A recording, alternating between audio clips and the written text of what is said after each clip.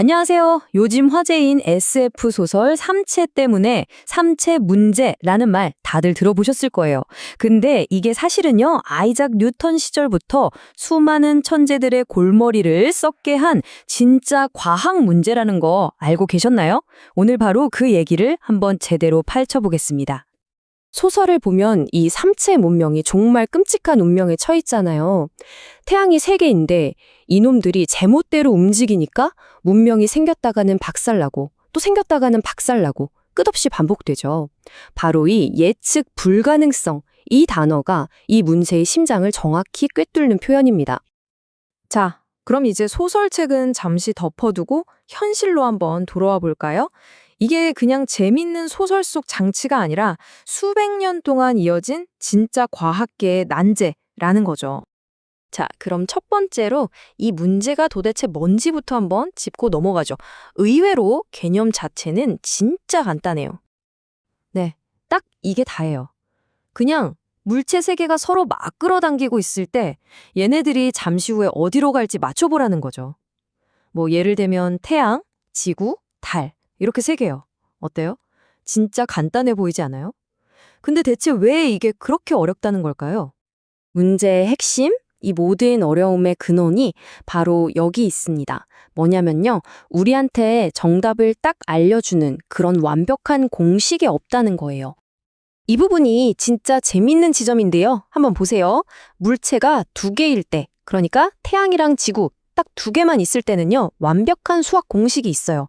그냥 시간을 딱 집어넣으면 뭐 100년 뒤 위치도 정확하게 튀어나옵니다.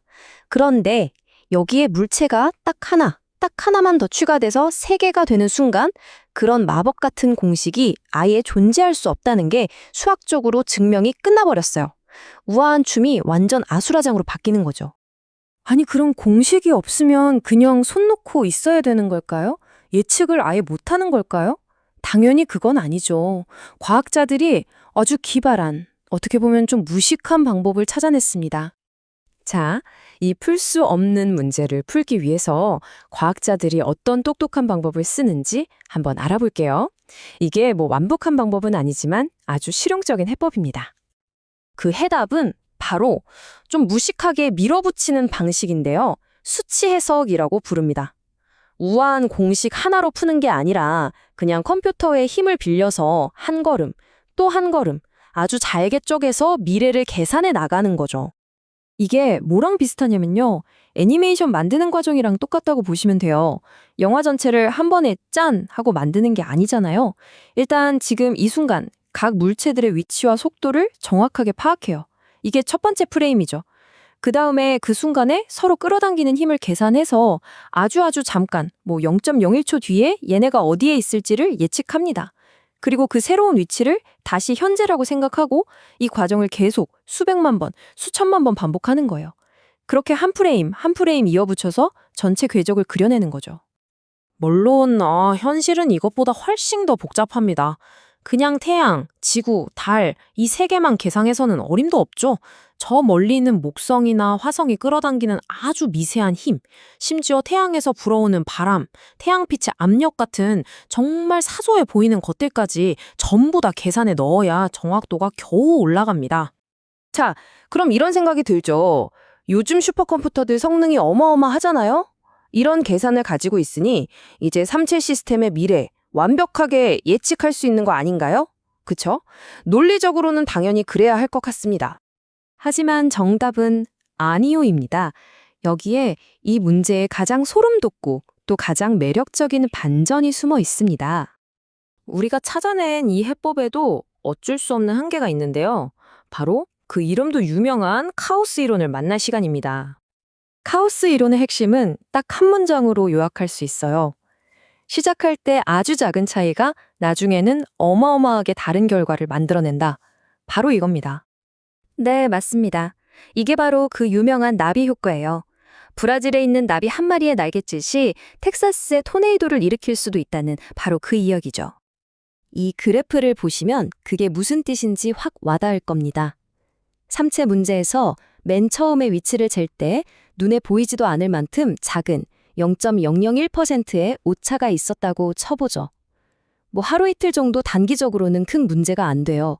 그런데 시간이 흐를수록 이 오차가 그냥 더해지는 게 아니라 막 눈덩이처럼 불어나는 거예요. 그래서 한 달만 지나도 예측이 85%나 틀려버리는 완전히 쓸모없는 쓰레기값이 되어버립니다. 바로 이래서 장기 예측은 그냥 원천적으로 불가능한 겁니다. 자, 그럼 이 놀라운 과학적 사실을 가지고 소설 속에서 벌어지는 끔찍한 재앙이랑 우리가 실제로 겪고 있는 현실이 어떻게 다른지 한번 비교해보죠. 아니, 장기 예측이 불가능하다면서요? 그럼 이런 질문이 바로 나오죠.